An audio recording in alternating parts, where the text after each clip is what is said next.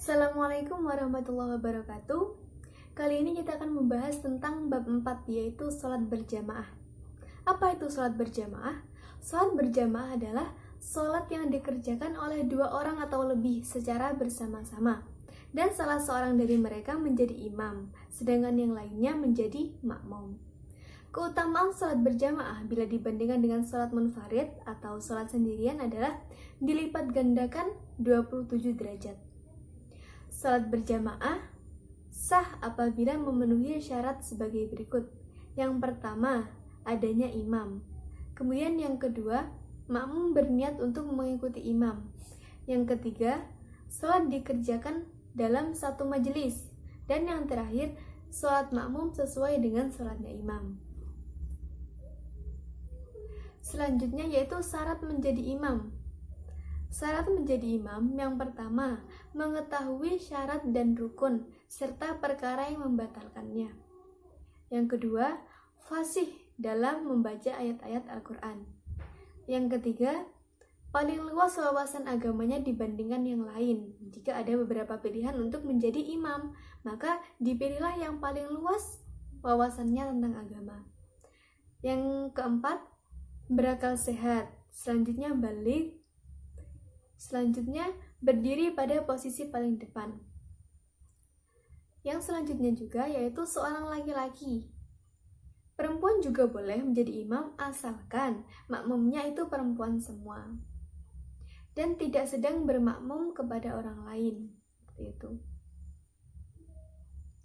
Sedangkan syarat-syarat menjadi makmum, karena ada syarat-syarat menjadi imam, tentu ada juga syarat-syarat menjadi makmum. Syarat-syarat menjadi makmum yang pertama, makmum berniat mengikuti imam. Yang kedua, mengetahui gerakan sholat imam. Yang ketiga, berada dalam satu tempat dengan imam. Yang keempat, posisinya di belakang imam. Dan yang terakhir, hendaklah sholat makmum sesuai dengan sholat imam. Selanjutnya, yaitu macam-macam makmum. Makmum itu ada dua. Yang pertama, makmum masbuk. Apabila makmum yang tidak sempat membaca surat Al-Fatihah bersama imam di rakaat pertama, itu disebut dengan makmum masbuk. Lawannya adalah makmum muwafiq, yakni makmum yang dapat mengikuti seluruh rangkaian sholat berjamaah bersama dengan imam. Untuk makmum masbuk, jadi misalnya ketika imam sudah seseorang makmum datang, ketika imam sudah rukuk, maka makmum itu harus segera takbiratul ihram dan membaca ayat dari Al-Fatihah walaupun satu ayat, kemudian langsung rukuk. Maka untuk akhirnya si makmum tersebut tidak termasuk makmum masbuk, jadi bisa mengikuti salamnya imam. Kemudian jika makmum tersebut kita misalkan lain, bila ada makmum datang, kemudian imam sudah memasuki i'tidal, maka makmum harus takbir kemudian mengikuti gerakan imam, jadi ikut gerakan i'tidal.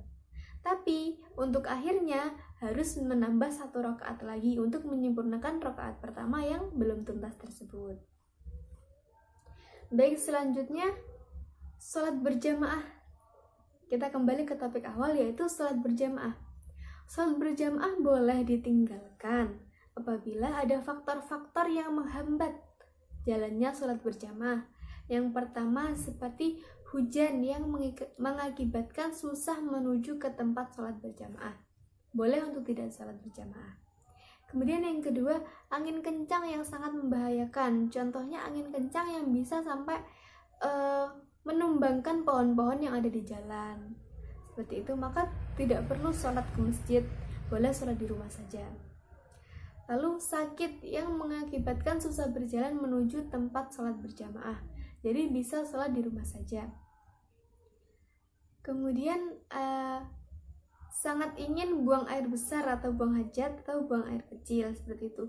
Jika sudah sangat ingin sekali, lebih baik tidak usah mengikuti sholat berjamaah, langsung ke kamar mandi, seperti itu. Selanjutnya, halangan selanjutnya apabila baru selesai makan makanan yang baunya suka dihilangkan.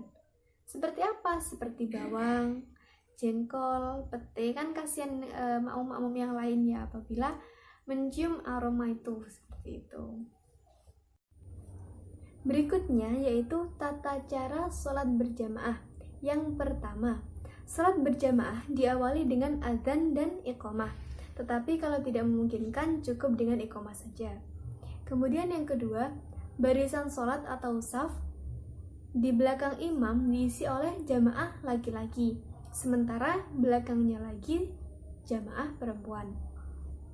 Kemudian yang ketiga, di dalam melaksanakan sholat berjamaah, seorang imam membaca bacaan sholat, ada yang nyaring atau jahar, dan ada yang dilirihkan atau sir.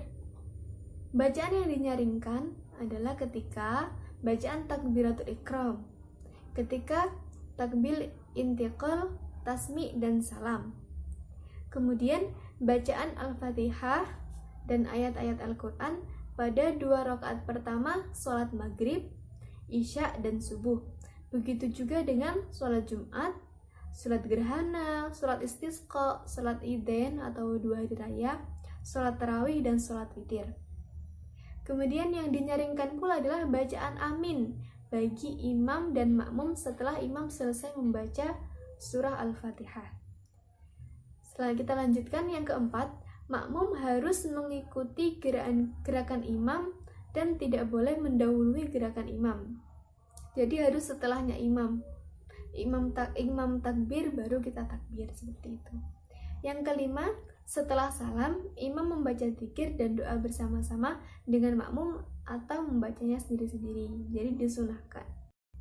Salat berjamaah memiliki keutamaan. Yang pertama, menjalin silaturahmi antar sesama. Kemudian yang kedua, mengajarkan hidup sedisiplin, saling mencintai dan menghargai. Yang ketiga, menjaga persatuan, kesatuan, dan kebersamaan. Yang keempat, menahan dari kemauan sendiri atau egois. Dan yang terakhir, mengajarkan kepatuhan seorang muslim kepada pemimpinnya. Sikap kecintaan kepada sholat berjamaah dapat diwujudkan melalui perilaku sebagai berikut. Yang pertama, ketika masuk waktu sholat, segera menuju ke masjid dan mengumandangkan atau mendengarkan adzan. Yang kedua, ketika mendengar adzan, segera menuju ke masjid. Yang ketiga, mengajak teman-temannya untuk sholat berjamaah. Yang keempat, suka menjalin tali silaturahmi antar sesama di masjid. Yang kelima, senang mendatangi majelis taklim untuk menuntut ilmu agama, seperti itu. Baik, sekian dari saya. Wassalamualaikum warahmatullahi wabarakatuh.